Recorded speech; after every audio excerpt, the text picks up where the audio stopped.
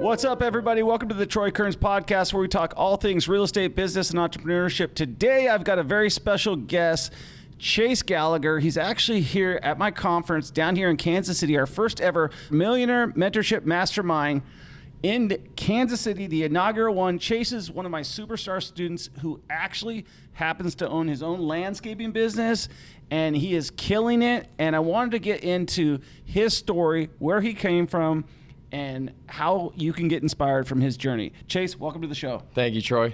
Pleasure having, or what? You're good. You're good. Pleasure to be here. Yes, okay. Exactly. Good. So Chase, tell me, like, I heard you the other day whisper this, that you started mowing lawns at 13 years old. Yes. I started at 8, just to let you know. Oh, damn, you beat me.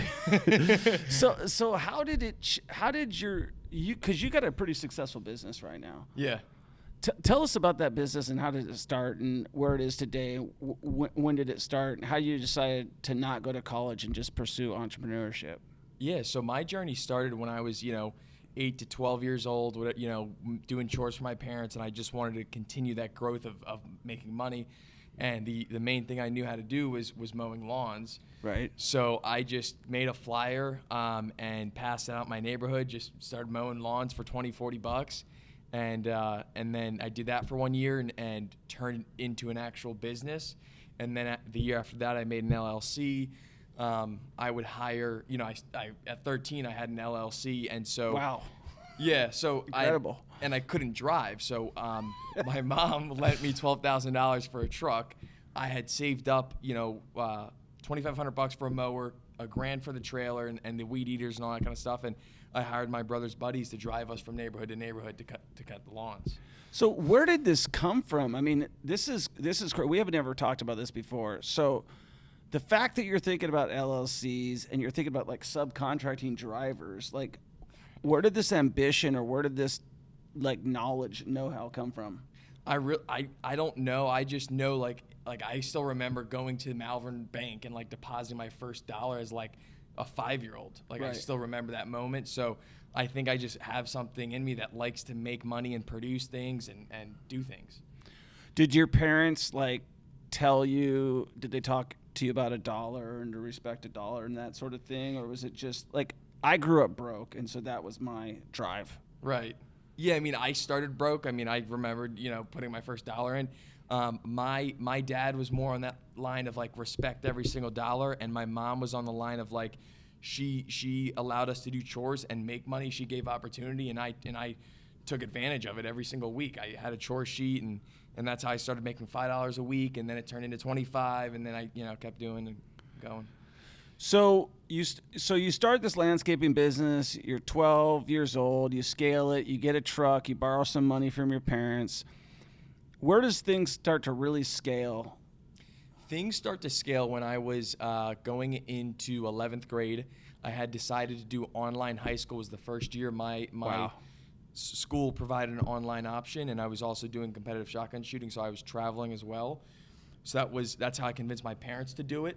You know what I mean? But I had gotten my license finally, and once I had my license, it just took off. I was working every second I got. I worked the whole day, and then I'd come home and do my school, and some stuff I'd hire my buddies for, because they knew how to write the essays and stuff, and that's where my business took. I love that. So you subcontracted out your schoolwork. Yes, and Googled it, Yeah, that's way before my era because you couldn't do that back then. Now, let's take a little bit of a rabbit hole.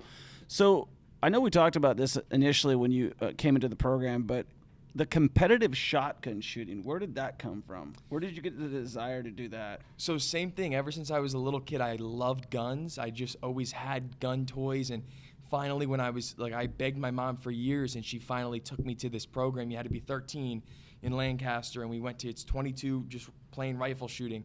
Joined that. I competed in that. I was proficient in that. That coach led me to ATA, which is American Trap, and same thing, you just get into these circles, you get into what you love, and eventually I made to international trap, and I was on a team that were competing for the junior Olympic teams in Colorado Springs, and very similar to golf, trap shooting, international trap is 90% mental. Right. And when you say that being mental, what is the mental barriers with that? The mental barriers is yourself. It's your mindset. Right. When you're on the range, you miss a target, and you're like, fuck, like, da da da da. Are we allowed to curse on this? Yeah, you're good. Okay. Like, you're sitting there. It's all mental, just like golf. And so, I was trained by Lanny Basham. I was trained by these guys over in Italy, on how to handle certain things, envision before you shoot, all sorts of techniques. What was the question? Yeah, I just said, how did you handle the mindset? Like, how did you? Well, you said it's all mindset. I would just think it's just aiming the gun and shooting, right? You would think until you do it repetitively, and it's like it is all mental. Right. I think I saw something that you posted a while ago where you were like running around shooting targets or something like that. Does that sound right? Yeah, well, that was probably me just messing around at like one of the local ranges if I'm running and shooting. But if you see me with the shotgun and the whole vest and the whole uniform, right, that's the international trip. Now, do you hunt? I do hunt a little bit. It's time consuming, obviously, so I do that a lot less now. Okay, so how do you balance now? Let's go back into the landscaping business. Yeah. So you've got a pretty big landscaping business. You do, like, what are your gross sales per year? So this year we'll do between 1.1 and 1.3 million. Last year I did between 5 and 600,000. So we're on track. We've been kind of like doubling each year. Right. And you travel a lot and you enjoy your life. So how have you been able to manage all of that? So it goes, and I was thinking about this morning, it goes down to like who's on your team. Right. I have a great project manager, Wes, who long story short, I used to work for him in his company when I was starting out my business and it wasn't full time. I worked for him, and so long story short, that the universe has turned that around, and he's been working for me for 2 years, and he has 25 plus years of experience in the business. So he's somebody you trust, somebody you know. Now, are you still actively in the field with these guys, or are you mainly actually bidding jobs and getting new business? My job is sales. I am 95% in doing appointments and setting up sales meetings essentially, and going doing the bidding, following up. I'm doing a lot of social media. When I am on the project site, that's when I'm there to create videos and do the marketing part.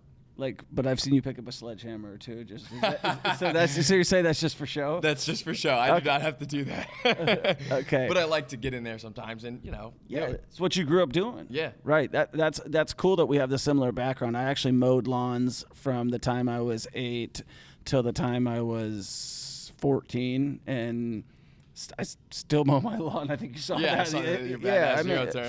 Yeah, it's one of those things that I think that hard work, that hard drive, and you're a big competitor. Mm-hmm. You just ran 10 miles yesterday. Yep. And this is how a lot of my runs start, is just like I just go off the vibe, and I was only going to do 2, and then that turned into like, and you get a different energy when you're running in a new city. Right. And then all of a sudden, like, I just realized I was at like 7 point something. I'm like, well, I have to go to 10. I'm not going to stop at 8, and you could eventually, yeah. When did you start running? So I started running a little over, probably actually about a year ago to, right around this time after I had a kidney transplant. And I just remember, I wasn't able to walk for so long. And so you have to stay at home. And I just remember when I was able to walk, I'd start going on walks, and literally 5-minute walks turned to 10, 15, 20 hours. And then I started jogging. I literally started from zero. So you started from zero, and the running has become a passion? 100%.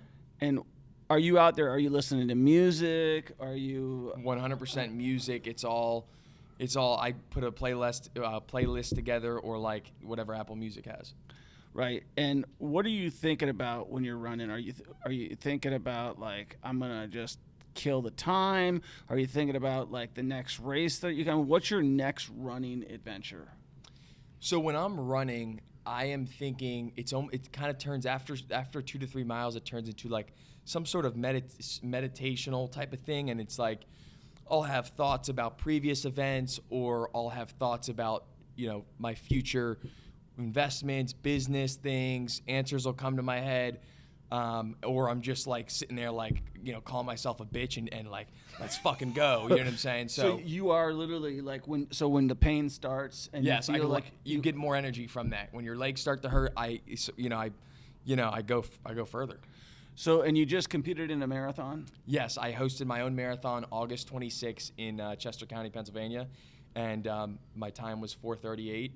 So that was pretty badass. What's the next step in your running career? I'm gonna do the Philly Marathon. And do you have a time that you want to hit? I'm just gonna my goal is to beat my other my first time. I think you're gonna do sub 4. I mean, you're cranking right now. Yeah. Like you are cranking. I saw that. I was like 10 miles yesterday. I know. I was like, I wasn't even thinking about doing it. It just happened. Yeah, that's when I did that 9.5 the other day. It was a while ago, but I wasn't thinking about it. I was just like, I want to go for a decent sized run. Do you listen to music when you run? I try not to. Really? Yeah, because I heard it's tougher to not listen to music. I know when I listen to music, I can run farther. Right. But when I don't listen to music, I have to deal with the talk inside myself, and it's like, you're tired. You know what I mean? Right. And the music can really boost it up, but I've heard from David Goggins, I'm sure you're familiar with him. He's like, I don't listen to music. You're a bitch if you listen to music, right? And so, I think that it's just that, as you say, I kind of go with the flow too. I want to get one thing is I have determined I don't want to stop.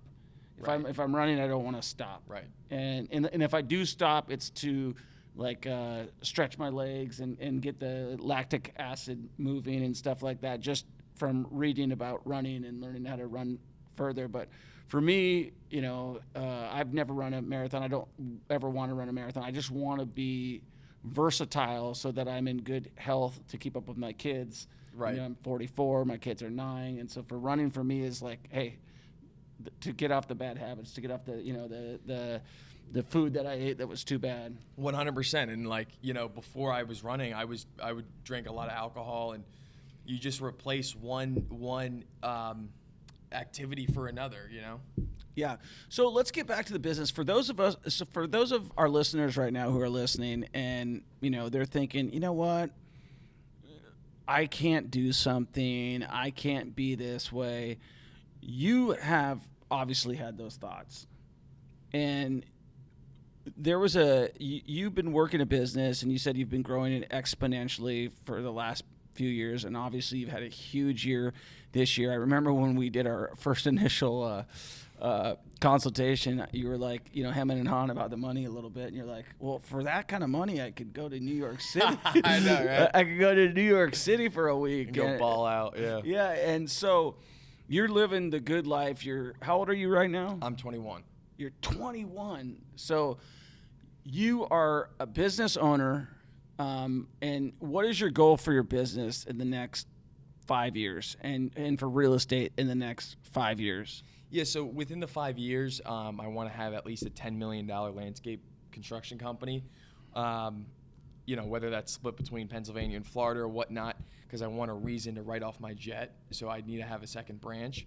But and then my real estate is just to you coached me, and we changed my goal to cash flow. So it's like, my first goal is $10,000 a month positive cash flow, and I'm going to keep growing that and cost segregate my commercial stuff, and same thing. Hopefully that pays for my jet as well. So the jet, we both have that same goal, so we should probably do it together, right? Because exactly. it'll be able. I was thinking about that. One side will have CMG on it, the other will be MM. You know what I mean? That's right. That's right. 100%. I would prefer to just have a jet. I don't care what logo's on it. You could put diapers on it, and, as long as I got the jet. Because I think what it boils down to is when you have a jet, you have freedom. Exactly. You can go on that fucking plane, sit on that plane and tell your pilots, I want to go to fucking Mykonos this weekend or wherever. Yeah, and you've done a lot of traveling, and you know that you're living your best life now. Now, does Chase Gallagher have any family plans? What do you see yourself settling down? Yes. Having kids? When I'm in my 30s. So in your 30s, you're rolling hard for the next 10 years. Exactly. Okay, I did the same thing. Exactly. Yeah, but something could hit you, like Cupid could just shoot a freaking. You could go to Mykonos and fall in love with a model or something. Yeah, you never know. Yeah. So what words of inspiration would you tell to people who are saying, you know what, well, he's 21, he's got a lot going for him, and that's great, but I'm 40 or I'm 50 and I can't start. How soon? You've taken massive action really quickly, and I think that speaks to not only your drive, your ambition, but when you had this surgery and you lost your kidney, you had kind of that, like, I might die. Yep. And did that change your mindset? That 100%, you know, after that experience and going through that, I wake up every day and thank God for my breath, my words, and my steps. And as long as I literally have that, like, I'm a happy person. I could lose everything that I built, you know what I mean, tomorrow. And, like, as long as I can wake up and go get a coffee, like, I'm a happy individual.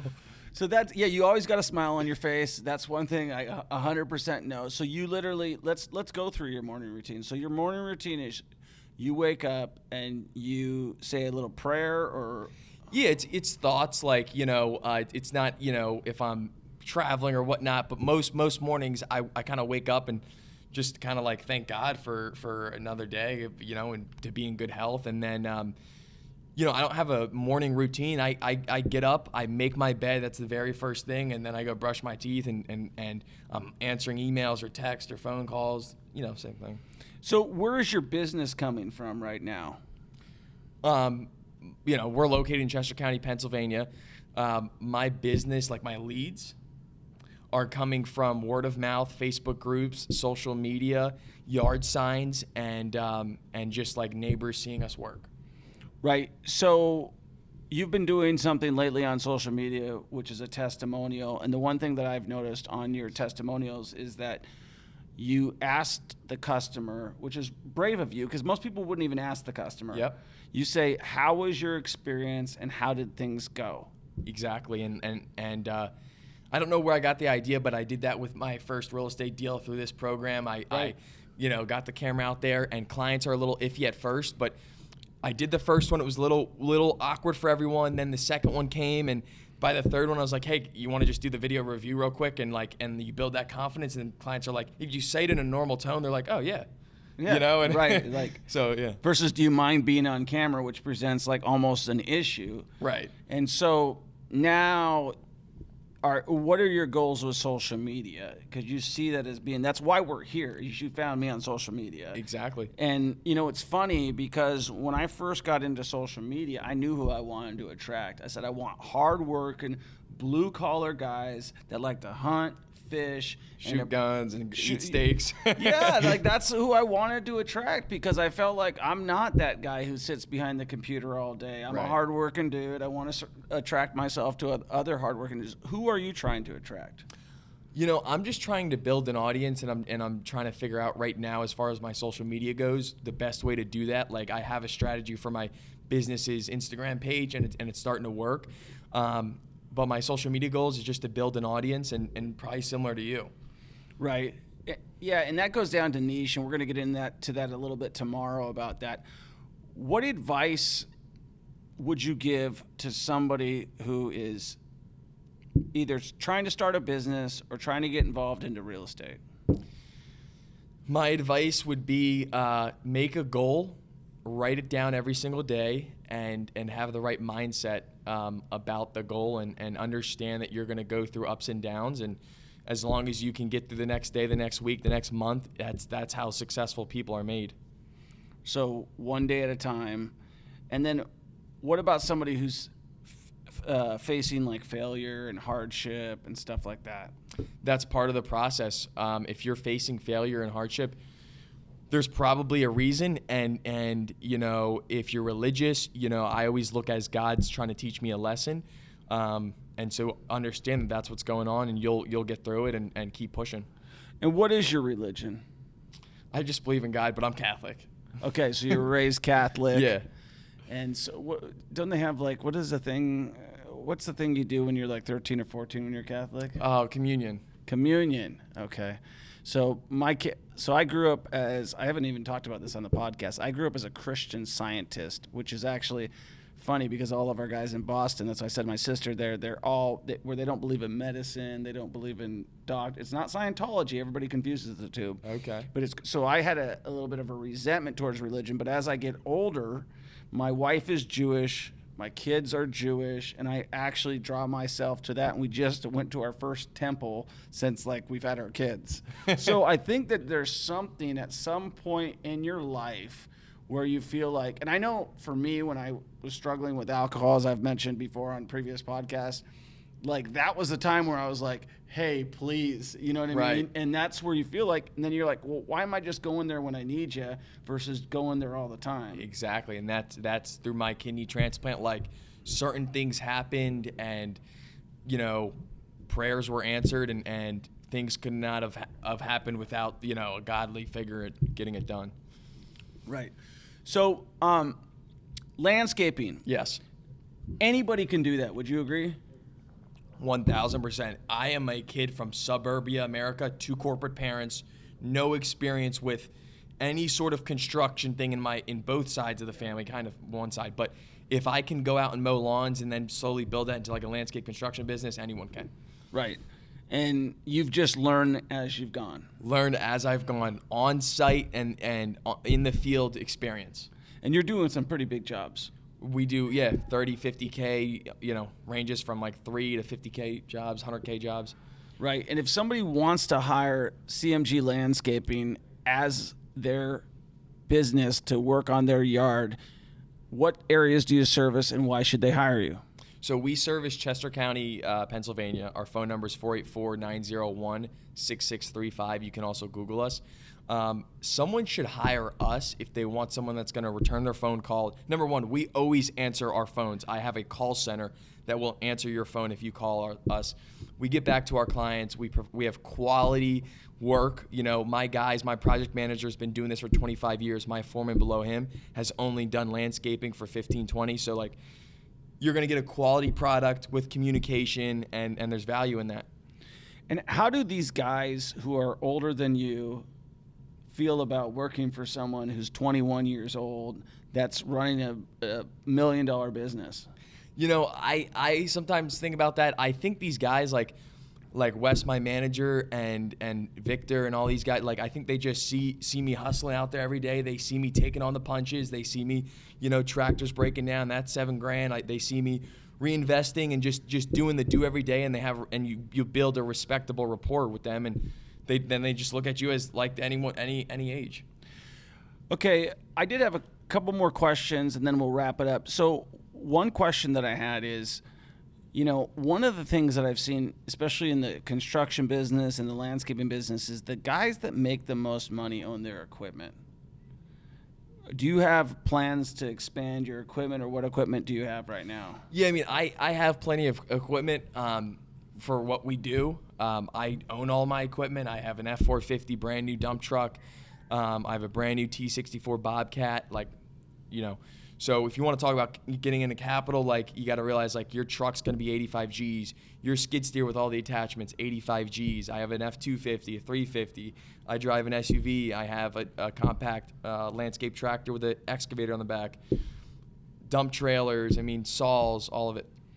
So with the real estate end of things, why did you decide to go with the Millionaire Mentorship Program and myself specifically and come out here?